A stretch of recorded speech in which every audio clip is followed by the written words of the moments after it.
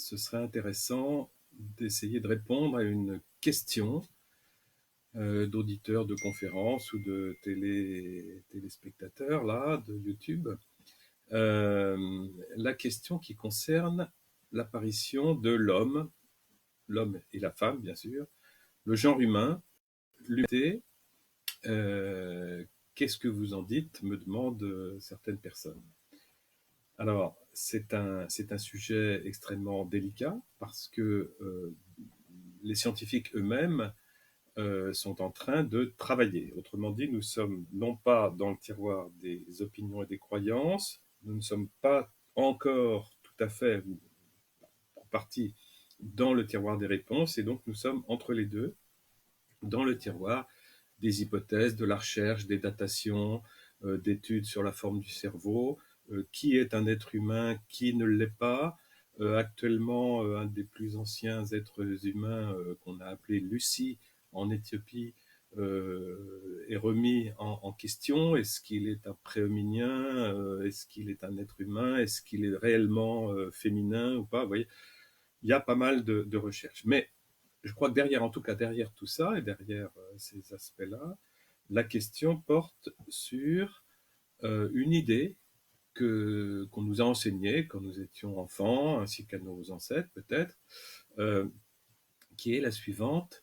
Euh, L'être humain, est-ce qu'il ne serait pas tout simplement un, un animal comme les autres, un supérieur bien sûr, une sorte de grand singe, pour essayer de tenir compte des apports quand même scientifiques.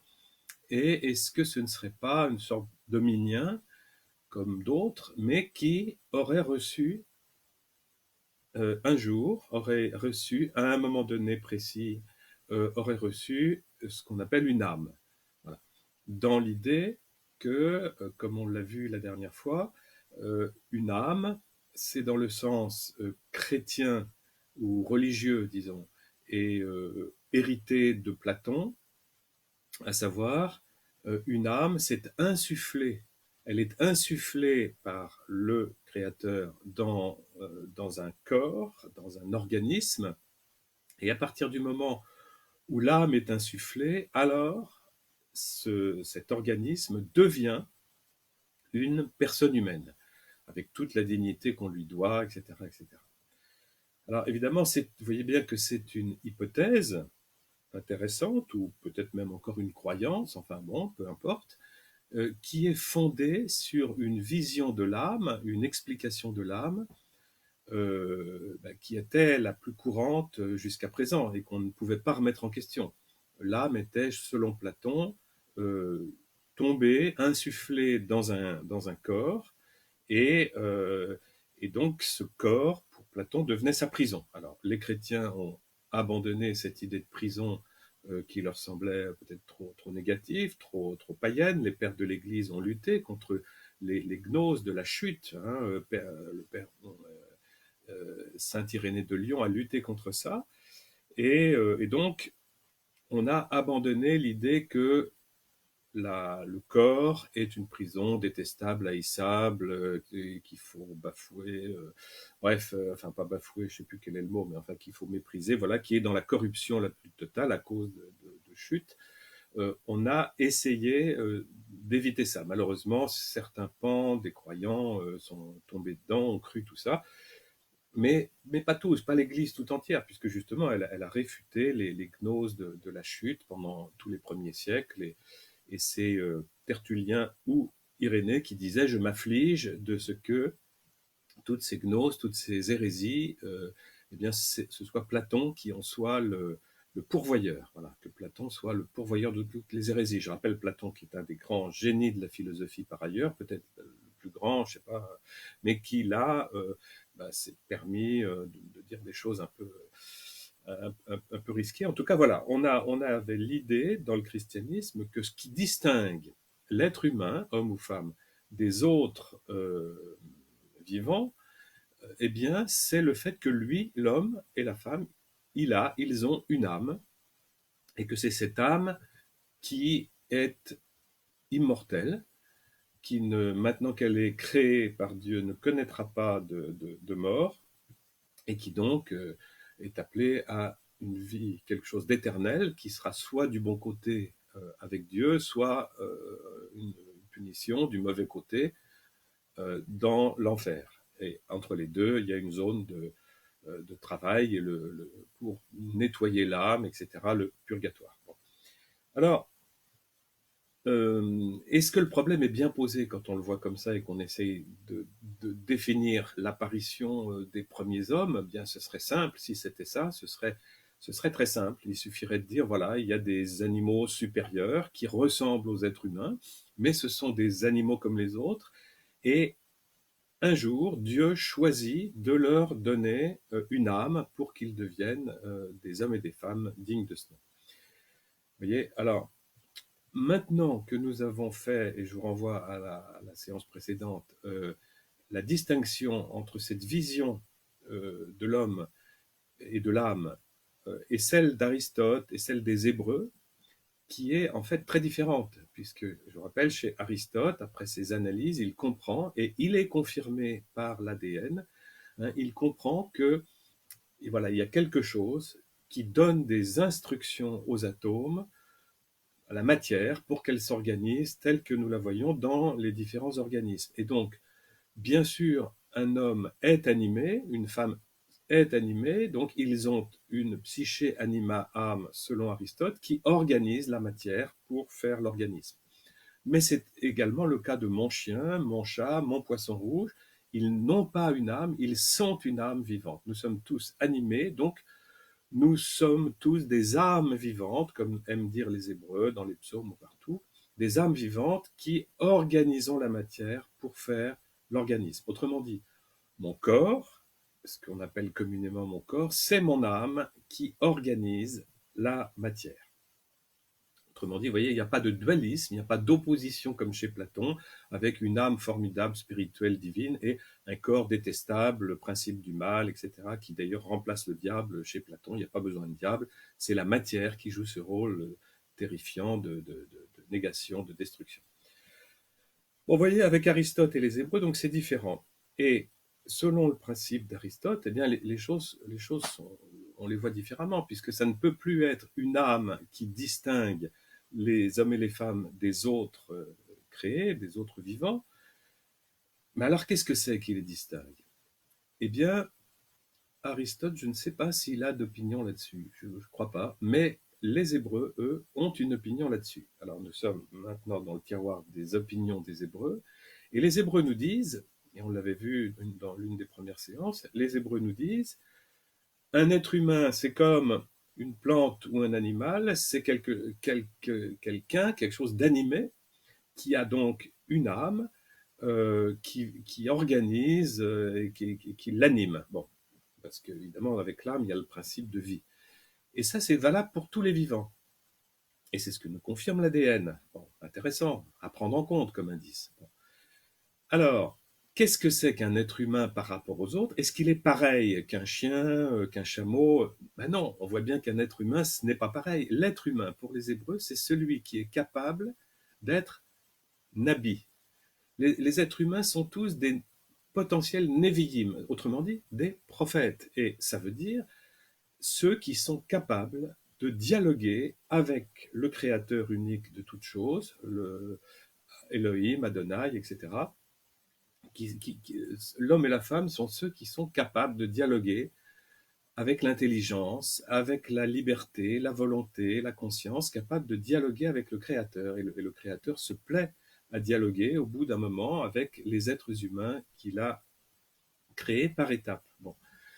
Eh bien, cette faculté, ou plutôt, oui, cette faculté de dialoguer nécessite plusieurs autres facultés chez l'être humain que je viens de décrire, c'est-à-dire la faculté d'avoir une raison, une intelligence, d'avoir une volonté, d'avoir une conscience de soi, d'avoir une capacité d'aimer, de détester peut-être aussi, enfin en tout cas d'exercer là quelque chose d'important que n'ont pas forcément les animaux, en tout cas pas à ce degré-là, ça c'est certain.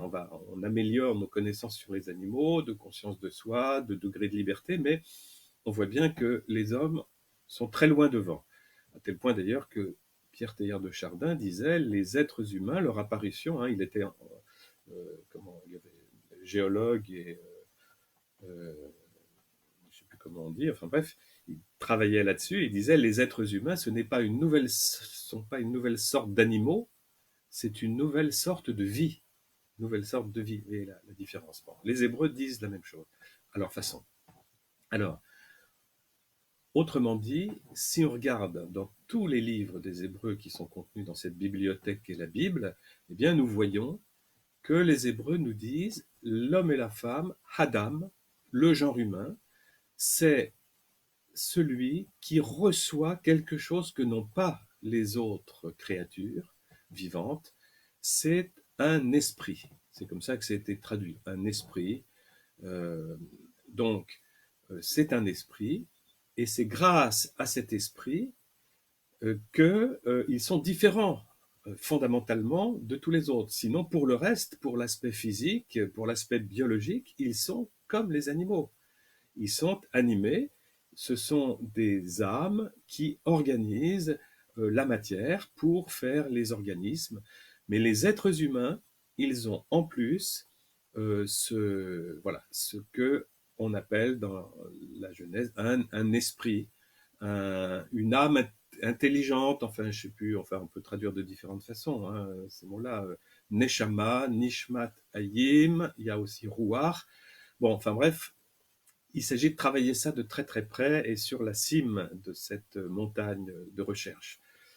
Mais vous voyez bien qu'entre les deux conceptions platoniciennes ou Aristote et les Hébreux, il y a des différences considérables. Donc chez Platon, et malheureusement dans le vocabulaire chrétien qui a choisi Platon, ce qui distingue l'homme et la femme, c'est de recevoir une âme, et ça peut être toc d'un coup, peut-être selon le bon vouloir du Créateur. Pour les autres, les Hébreux et Aristote, il ne s'agit pas de recevoir une âme, il s'agit de constater que une psyché âme organise de la matière, des atomes, et ils sont vivants, et certains de ces vivants, les êtres humains, reçoivent un esprit avec pas mal de facultés, la rationalité, l'intelligence, la volonté, la liberté, la conscience de soi, la capacité d'aimer. Bon.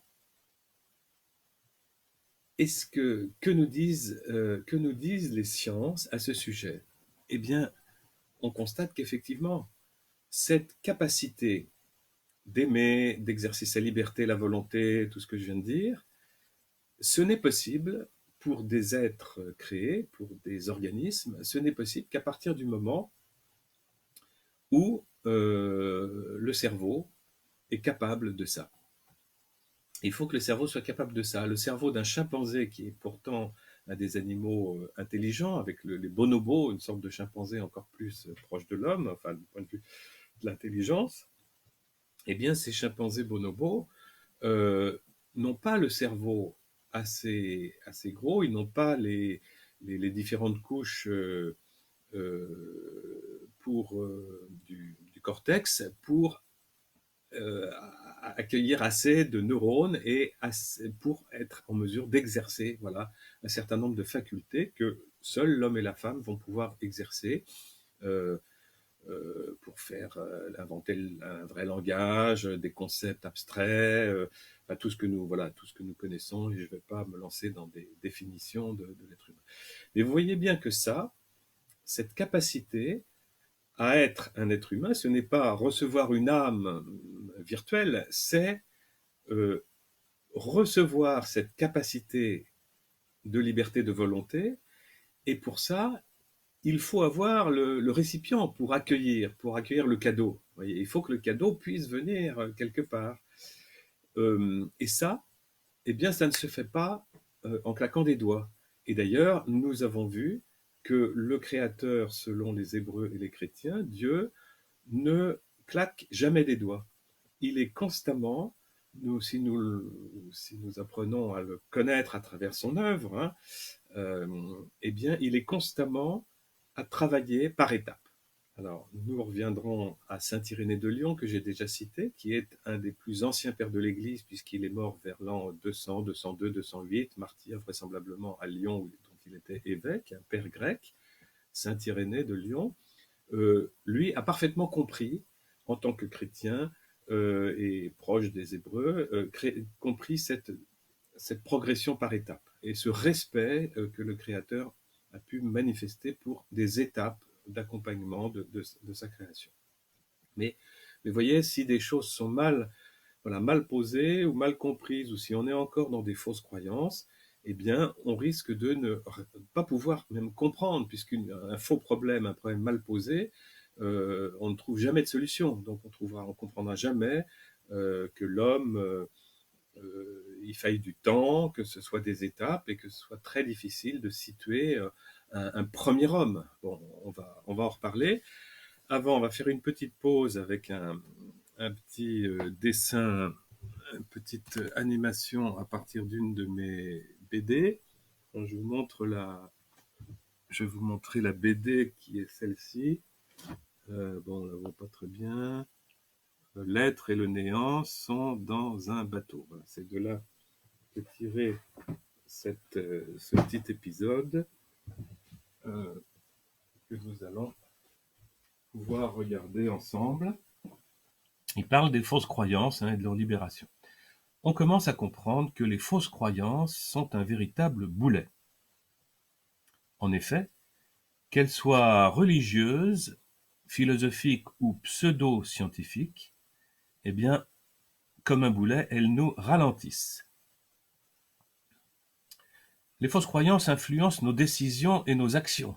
Parfois, elles nous stoppent et ça peut être définitif. Ouch!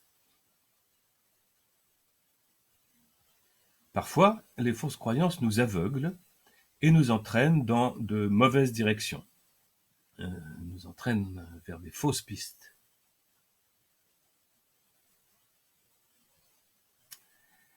Elles jouent donc, ces fausses croyances, un rôle considérable et redoutable dans l'histoire de l'humanité. Oh, oui, oui, oui.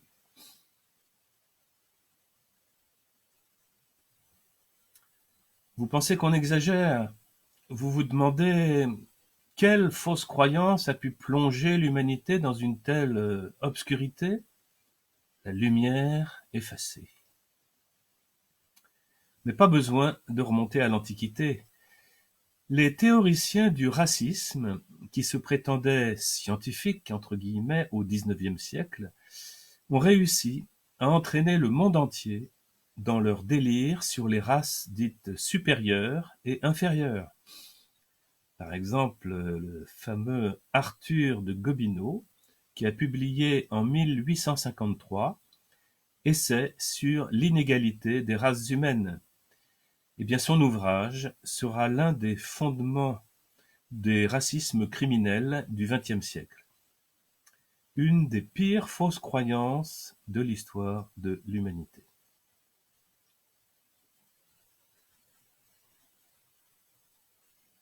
Avec également Haeckel, dont on a parlé déjà, Ernest Haeckel. Une autre fausse croyance, beaucoup moins redoutable peut-être, mais qui a suscité les sacrifices humains, c'est, en cosmologie, l'humanité, on l'a vu, a longtemps cru que le Soleil était éternel. C'est au milieu du XXe siècle que les astrophysiciens nous ont délivrés, libérés de cette fausse croyance religieuse et également philosophique, puisque les philosophes grecs y croyaient. On sait maintenant que dans l'univers, chaque soleil, c'est-à-dire en fait chaque étoile, est provisoire à cause de la loi de l'entropie. Chaque étoile, chaque soleil a eu un commencement et il aura une fin que aujourd'hui nos scientifiques savent calculer. En biologie, dans cet autre domaine, on a longtemps cru que la vie surgissait spontanément de la matière inerte.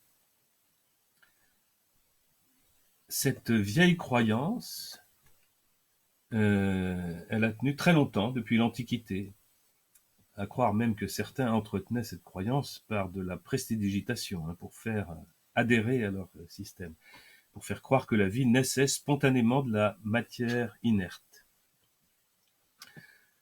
Cette croyance qui a duré jusqu'en 1861, quand Louis Pasteur a démontré que cette génération spontanée, comme on l'appelait, était en fait absolument impossible. C'était encore une fausse croyance, vous voyez, ni religieuse ni philosophique, mais scientifique ou pré-scientifique cette fois-ci, qui s'effondrait. Alors à partir de là, il a fallu réfléchir et retrouver des solutions pour expliquer le commencement de la vie, puisque ce n'est pas aussi simple que ce qu'on croyait. Mais beaucoup de gens pensent encore aujourd'hui que c'est assez simple, le commencement de la vie, et que le hasard est capable de le faire, tout simplement parce que nous sommes très très très ignorants de ce que c'est que la vie et des conditions nécessaires à son existence. Mais bon, on va refermer ce chapitre-là sur les fausses croyances. Euh, alors, revenons à la création de Adam, l'humanité, l'homme et la femme.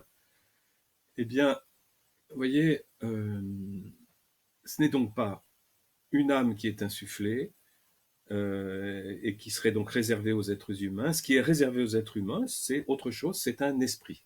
Et que l'âme et le corps font un tout, c'est-à-dire que c'est l'âme, la psyché selon Aristote, ou l'âme selon les Hébreux, qui organise la matière en sorte que chaque individu est un plan unique pour un édifice, mon organisme, qui est fait sur comment dire, avec la matière identique à celle de mon voisin humain ou à celle de mon épouse ou à celle même des animaux ou des plantes qui nous entourent. Ce sont les 28 sortes d'atomes identiques qui constituent chaque être vivant. Et la matière vivante, ça n'existe pas. Ce qui existe, c'est de la matière animée. Ce sont des atomes organisés et animés. La matière vivante, une matière qui serait sans âme, sans psyché organisatrice, ça ne s'est jamais vu, tout simplement jamais vu.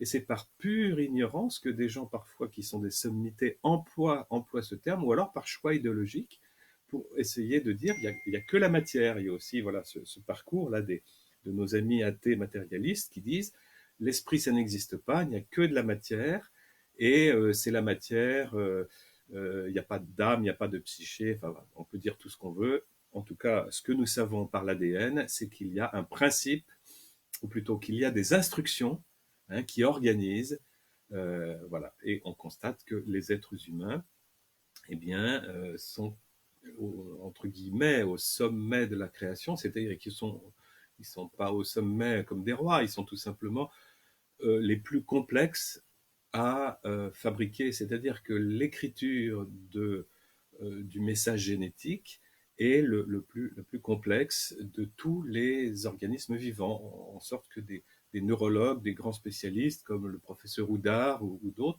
n'hésitaient pas à dire que le cerveau humain, c'est le chef-d'œuvre de la création. C'est comme ça qu'ils voyaient les choses. Le chef-d'œuvre de l'univers connu, on va dire. De l'univers connu. Restons humbles et prudents pour ce que nous ne connaissons pas. Mais sur la planète Terre, le cerveau humain, c'est ce qui demande le plus d'informations dans les messages génétiques. Hein. On aimait bien employer cette petite métaphore. Hein. Si les premiers vivants d'il y a 3,8 milliards d'années, oui, 3,8 milliards d'années grossis des milliers de fois là au microscope devant vous, si leur message génétique ADN était de la dimension d'un texto, on va dire, hein, pour donner une proportion, quelle serait la dimension du message pour un être humain en proportion? Alors, voilà, les gens disent bah, peut-être un livre entier, ou 2 livres, 10 livres, une bibliothèque. Bon, en fait, il semble que la réponse des scientifiques soit plusieurs bibliothèques entières. Alors, c'est pas sur la surface qu'on va mesurer ça, mais c'est sur la quantité d'informations. Hein, la quantité d'informations pour fabriquer un cerveau humain, c'est un être humain entier, c'est beaucoup plus considérable qu'un grain de riz, évidemment, et que tout ce qui existe d'autre. Voilà. Alors, tout ça, il faut bien sûr aller le vérifier. revenons maintenant, encore une fois, il semble que maintenant nous avons mieux posé le problème, hein. Ce n'est pas, les êtres humains ne sont pas des animaux supérieurs qui recevraient une âme et qui seraient les seuls à avoir une âme, hein, comme on a un cadeau précieux, non. Tous les êtres vivants sont des âmes vivantes qui organisent la matière et qui donnent des instructions pour faire les organismes. Qu'est-ce que reçoivent les êtres humains Adam, hommes et femmes, il les créa? Eh bien, ils reçoivent un esprit. Voilà. Et cet esprit, ça ne peut pas se donner d'un coup, parce que c'est comme si tout d'un coup, un chimpanzé était revêtu d'une tête et d'un cerveau humain assez grand pour recevoir justement la capacité de raison, d'intelligence, de volonté, de liberté, de conscience de soi, etc. Et on voit bien que ça doit passer par des étapes. Bon, alors, ça c'est un point, disons, acquis, et nous sommes toujours dans le tiroir des hypothèses, hein. Ce qui est dans le tiroir des réponses, c'est l'ADN et le fait qu'il faut des instructions et que les messages sont plus importants pour les humains que pour les lapins. Bon. Maintenant, deuxième question, est-ce que le fait de recevoir un esprit, comme dit la Bible, est-ce que justement c'est euh, compatible avec les sciences? Ou est-ce qu'au contraire, il y a une opposition parce que le problème était mal posé autrefois, il y avait une opposition. Devant l'offensive des darwiniens matérialistes, disons, les monothéistes chrétiens ou hébreux essayaient de dire ah non, non, non, bah, puisque vous ne dites pas comme la Bible, vous avez tout faux et les sciences nous mentent. Mais les sciences ne nous mentent pas. Il peut y avoir des menteurs chez des scientifiques, ça pourrait arriver, mais ils vont vite être démasqués par leurs confrères, en principe, à moins qu'ils soient vraiment tous de mèche, mais ça n'arrive pas. Parfois, des nouveautés mettent du temps, parce qu'il y a des freins. Vous savez, le médecin qui avait compris qu'il fallait se laver les mains quand on s'occupait de femmes enceintes pour les accoucher, et que juste avant, on était allé étudier des morts à la morgue, eh bien, il a mis du temps, j'ai oublié son nom, il faudra que je lui rende hommage un de ces jours, il a mis du temps avant d'être cru par les autres. Mais on a fini par vérifier et constater que c'est lui qui avait raison. Et c'est souvent comme ça pour pas mal de choses. Pasteur avec la génération spontanée et ainsi de suite. Donc, voilà. Alors, zut, je ne sais plus où j'en étais. Excusez-moi. Mais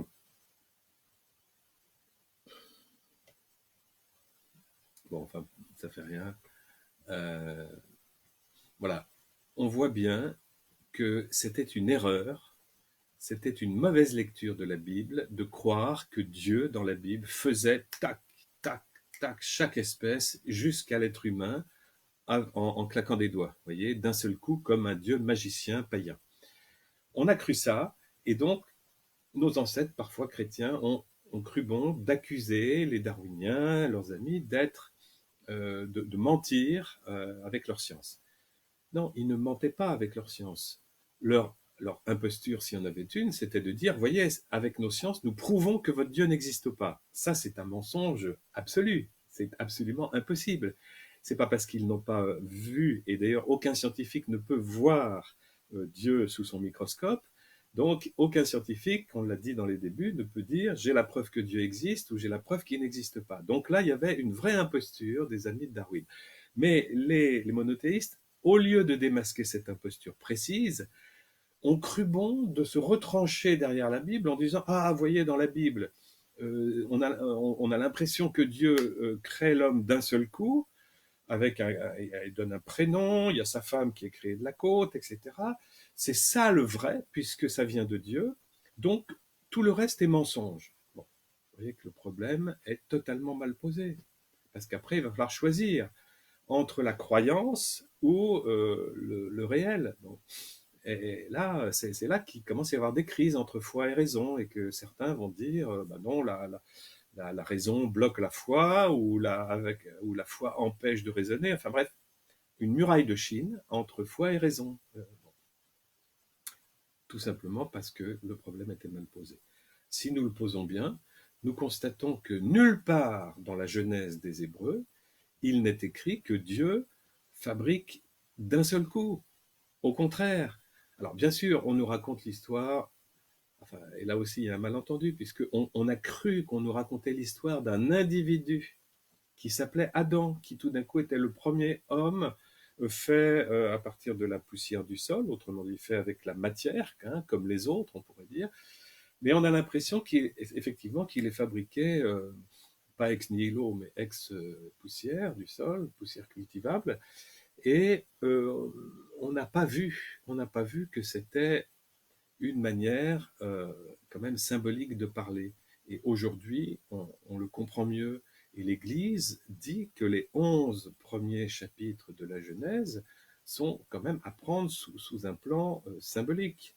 Enfin, comme une parabole, tout simplement. Jésus nous a bien montré, et les prophètes aussi, ce que c'est que des paraboles. Donc nous sommes censés savoir que c'est possible. Euh, Quand Jésus raconte l'histoire d'un Samaritain qui croise un blessé et qu'il le prend avec lui, eh bien, cette histoire, il l'invente. Il dit, je vais vous raconter une parabole, un machal en hébreu, c'est bien connu, ou un père qui avait deux fils, etc.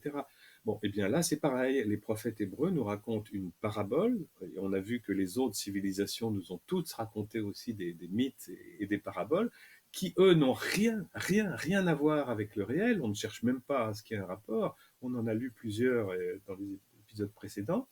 Alors que les Hébreux, qui sont contemporains de ce genre de récit, font eux aussi un récit mythique, mythologique, parabole, fable, mais eux, il y a des correspondances avec le réel. Et c'est franchement, si vous trouvez un récit de civilisation qui est aussi proche du réel et compatible avec le réel que les Hébreux, ça m'intéresse. Envoyez-le par mail, par mon site, ou tout ce que vous voulez. Voilà. Ou par Facebook. Bon.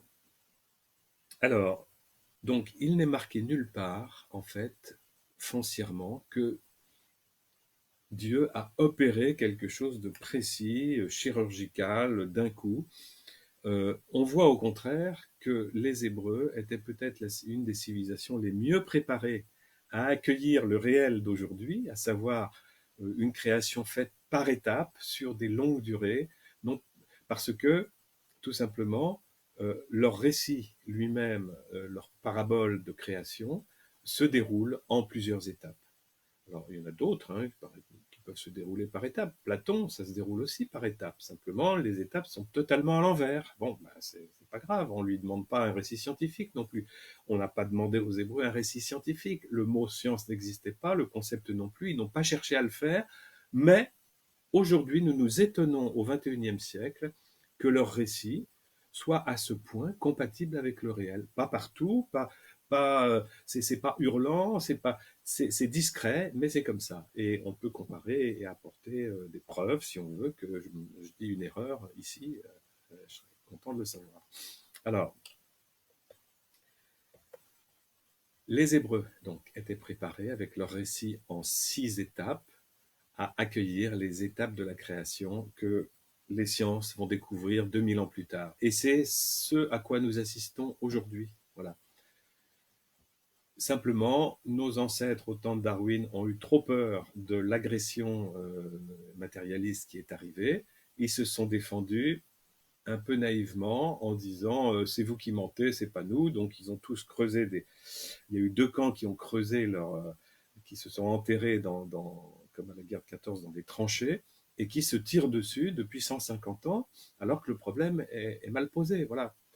Parce que, encore une fois, le fait qu'on soit passé par plusieurs étapes de pré-hominien, voilà, d'être comme ça avant d'arriver à l'Homo sapiens, eh bien, ce n'est pas incompatible avec la Bible, qui nous parle d'étapes depuis le début. Bon.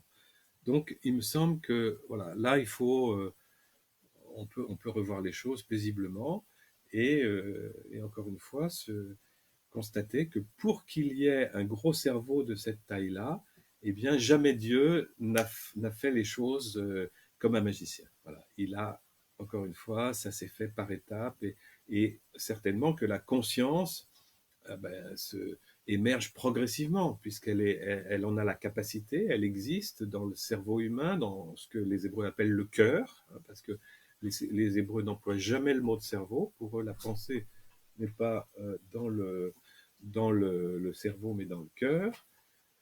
Près de sur la table là-bas. Petite interruption de la vie ordinaire. Voilà. N'est pas dans le cerveau, mais dans ce qu'ils appellent le cœur. Et le cœur, ce n'est pas comment dire, le lieu seulement de l'affectivité, hein, comme chez nous depuis l'époque médiévale, les chevaliers, etc. Mais le cœur, c'est le cœur de l'être, le centre, on pourrait dire, et c'est le lieu de la pensée. Hein. C'est du cœur que viennent les pensées, nous disent les livres bibliques. Et pas mal de références comme ça. Changez vos cœurs. Hein. Il faudrait dire chaque fois le cœur intelligence. Hein. Changez vos cœurs de pierre, changez vos cœurs intelligence de pierre en cœur de chair, en cœur intelligence de chair, capable de sensibilité, etc. Bon.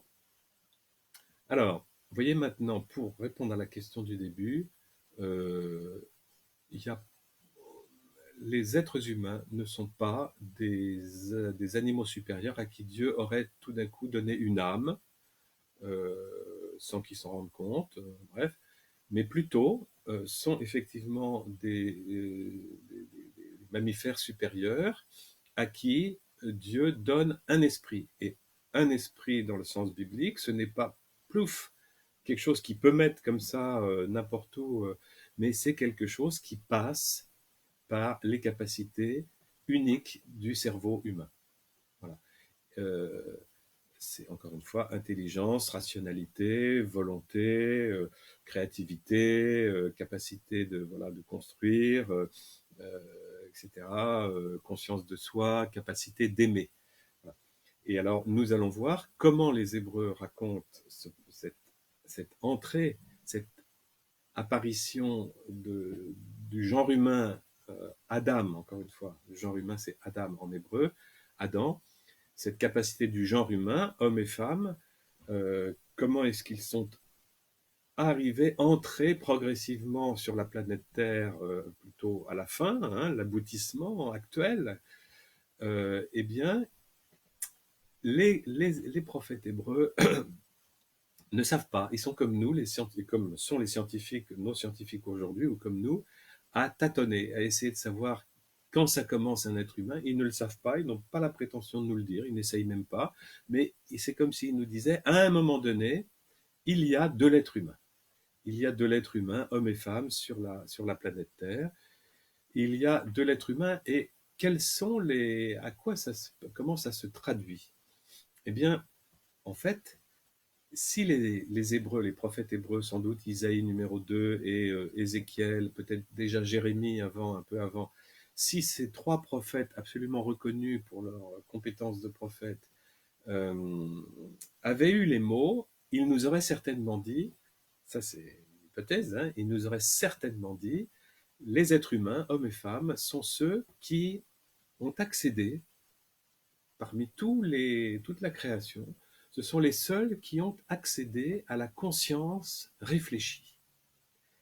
Les êtres humains, les singes, eux, ne font pas ça, les éléphants, les pingouins. Les êtres humains, vous les reconnaîtrez parce que c'est ceux qui ont accédé à la conscience réfléchie. Et avec cette conscience réfléchie, ils nous disent à un autre endroit qu'ils ont reçu l'esprit, justement, c'est ça. Mais seulement, vous voyez, la langue hébraïque, ou même ici, la langue des Hébreux ou l'araméen, est une langue dont on nous apprend elle n'est pas du tout conceptuelle, elle n'est pas du tout abstraite. C'est une langue de marins-pêcheurs, c'est une langue de cultivateurs qui sont enracinés dans le réel, dans la terre, dans la boue, dans les plantations, etc., ou dans la mer, les poissons, et donc qui n'a pas de concept abstrait. Les concepts abstraits viendront plus tard avec la rencontre de la Grèce et de la philosophie grecque, de l'intelligence grecque. Mais pour le moment, ils n'ont pas de concept abstrait. Alors, comment faire quand vous êtes un auteur, un prophète hébreu, pour dire l'être humain, homme et femme, c'est celui qui accède à la conscience réfléchie? eh ben, vous ne pouvez pas le dire. Il y a pas les mots, il n'y a pas les concepts, ils n'existent pas, il n'y a pas les mots pour dire accéder à la conscience réfléchie. Alors comment faire? Eh bien, ils ont recours à ce qu'on a évoqué à l'instant, c'est-à-dire une image, une petite histoire imagée, une BD, une image, une petite pièce de théâtre, une petite scénette, enfin quelque chose où on va pouvoir essayer pédagogiquement de dire ce qu'on a à dire. Alors, l'homme, la femme, sont ceux qui accèdent à la conscience réfléchie et qui exercent leur liberté, leur volonté, là, là. Le prophète va dire, bah tenez, vous voyez, je vous raconte une petite histoire pour que vous compreniez ce que c'est que l'être humain. Vous voyez, il y a un arbre, un arbre. Sur cet arbre, il y a des fruits. Puis il y a des fruits bons et puis des fruits mauvais. Bon. Eh bien, vous voyez, l'être humain, parmi toute la création, c'est celui qui doit faire un choix entre ces différents fruits que propose le monde, la terre, le jardin dans lequel il est. Nous sommes dans un jardin, il y a voilà des arbres, et puis il y a des fruits bons et des fruits mauvais. Alors, en hébreu, tov, c'est bon, ve et ra, mauvais. Tov, ve, ra. Il y a bon et mauvais. Et le bon et mauvais, eh bien l'homme, la femme, ce sont les seuls de toute la création, de tous les êtres vivants, animaux, hommes, animaux, plantes, hommes, tout ça. L'homme et la femme, ce sont les seuls qui vont choisir. Et pourquoi? Tout simplement parce que vous avez remarqué, disent les enseignants, là, les prophètes, vous avez remarqué que les animaux, tant qu'ils ne sont pas apprivoisés par l'homme, les animaux, à l'état naturel, à l'état voilà, dans la nature, dans la steppe, dans la forêt, partout, les animaux, s'ils se trouvent devant un fruit bon, un fruit mauvais, ils, ils n'ont pas le choix. Ils n'ont pas besoin d'exercer un choix, d'exercer de la liberté. Ils savent directement, par leur instinct, ce qui est bon pour eux et ce qui est mauvais pour eux. Et les animaux, ils ne choisissent pas, ils n'ont pas besoin, ils n'ont pas de liberté à exercer. Ils ont ce que nous appelons aujourd'hui l'instinct, ce que nous pouvons aussi appeler euh, des, euh, des programmations, comme nos ordinateurs sont programmés, mais là, des programmations animales qui leur dictent exactement ce qu'il est bon pour eux de faire et les éloignent de ce qui est mauvais pour eux. Vous voyez bien que là, en tout cas, on est très loin des dimensions éthiques ou des dimensions morales de bien et de mal. On est dans le bon et le mauvais. Ce qui est bon pour moi, je ne pourrais pas le changer. Si je veux si j'ai un ami qui veut être alcoolique du matin au soir, eh bien, c'est pas une question morale, c'est tout simplement c'est mauvais pour lui. Ou l'autre qui se drogue au LSD toute la journée, c'est mauvais pour lui. C'est pas de même que si on ne fait pas la vaisselle pendant des jours et des jours et qu'on mange dans les mêmes gamelles, eh bien, c'est pas une question d'éthique ou de morale, mais c'est mauvais pour nous parce qu'il va y avoir des virus et des microbes et des trucs. Vous voyez. Donc, voilà, les animaux à l'état apprivoisé par l'homme sont capables, peut-être ça vous est déjà arrivé, votre chien qui mange un truc mauvais, votre chat, votre cochon d'Inde, je ne sais pas, mais à l'état naturel, il me semble bien que tous les vétérinaires le savent, jamais les animaux ne mangent ou ne boivent quelque chose qui est mauvais pour eux parce qu'ils le savent. Ils peuvent perdre la raison, j'en sais rien. Enfin bon, ça serait, voilà. C'est quelque chose d'intéressant à prendre en compte. Parce que l'homme, lui, avait peut-être aussi ses programmations au départ, mais c'est comme s'il était apprivoisé lui-même, il les a oubliées. Alors il y a aussi des médecines traditionnelles qui retrouvent ça, les bonnes plantes, les bonnes choses à manger. En tout cas, on est d'accord que c'est pas, voilà, les excès sont mauvais. D'ailleurs, les animaux savent qu'il ne faut pas faire d'excès. Ils mangent ce dont ils ont besoin. Il y a une certaine... voilà. Bon, alors, donc, vous voyez, l'homme va exercer ce cadeau de l'intelligence, de la raison, de la volonté, qui en même temps, on le mesure un peu avec cet exemple de l'arbre, hein, cette métaphore de la conscience réfléchie. On est bien conscient que ce cadeau de la liberté, avec la volonté, hein, la rationalité, l'intelligence, ben, c'est un cadeau difficile à porter. Je crois que c'est les orthodoxes qui parlent de la liberté tragique de l'homme. Hein. C'est un cadeau très difficile à porter parce que, justement, cette liberté qui nous fait échapper à un certain nombre voilà, de programmations et qui fait que l'être humain est l'être humain avec une liberté, volonté, tout cela, eh bien, il peut l'exercer euh, contre lui. Voilà, encore une fois, si je me drogue toute la journée, si je fais des trucs qui sont mauvais pour moi, eh bien, je peux les faire. Mais n'empêche que ça sera mauvais et je vais certainement en mourir plus tôt que prévu, vous voyez. Rouler à 200 à l'heure sur l'autoroute. Enfin, bon, vous voyez, on a tout de suite des tas d'exemples de choses qui sont mauvaises pour nous. Et ça va être à l'homme, justement, qui n'a plus cette relation avec la nature, ou qui l'a en partie perdue, de substituer par un apprentissage, substituer par la culture. Euh, si tel champignon est mauvais, j'ai intérêt à le faire savoir à mes enfants, à mon épouse, à mes amis, euh, parce que c'est dangereux pour eux. Ou si au contraire, telle plante est bonne, elle soigne le rhume des foins, etc., bah, partageons-la. Vous voyez, c'est comme ça qu'on apprend à se partager des choses. Bon, mais tout ça pour rappeler, tout ça autour de notre sujet principal, un être humain, c'est quelqu'un, c'est un cousin des chimpanzés qui remonte à 7 millions d'années, hein, comme différence de ramification. Et un être humain, eh bien, c'est quelqu'un, voilà, qui a reçu, qui est comme tous les autres êtres vivants, une âme vivante qui organise un organisme avec la matière et qui, en plus, a reçu ces capacités qui sont plus particulièrement uniques aux êtres humains, volonté, liberté, intelligence, capacité d'aimer, etc. Bon, évidemment, ce cadeau-là ne peut se faire que progressivement, puisqu'il est dépendant, ce cadeau, de la capacité d'avoir quelque part où le ranger, ou le connecter avec le reste.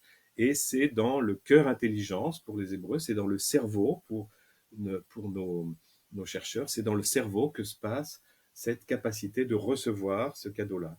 Et ce cadeau-là, eh bien, il monte, on a un sentiment qu'il monte progressivement, de même que d'autres organes qui sont donnés aux êtres vivants. Enfin, ça se met en place et on ne sait pas comment. Et on va peut-être trouver sûrement même des origines, euh, comment dire, naturelles, comme si tout se faisait tout seul, puisque de toute façon, si créateur il y a, avec tout ce qu'on vient de raconter aujourd'hui dans ce sens-là, hein, dans ce chapitre-là, eh bien, si créateur il y a, nous constatons qu'il a un souhait, c'est d'être discret, hein, c'est d'être absolument discret et de travailler avec ce qu'on appelle les causes secondes, c'est-à-dire travailler avec la nature, avec parfois le hasard, etc., d'intervenir ou pas là-dedans.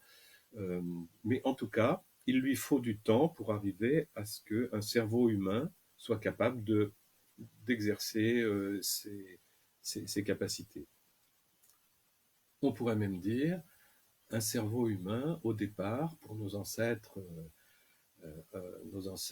sapiens qui vivaient dans les grottes ou à côté, euh, c'est comme s'ils avaient voilà, dans leur boîte crânienne un ordinateur avec pas mal de capacités, les mêmes que les nôtres aujourd'hui, puisqu'il semble que notre cerveau n'a pas tellement évolué depuis les premiers Homo sapiens dont je ne connais pas la date.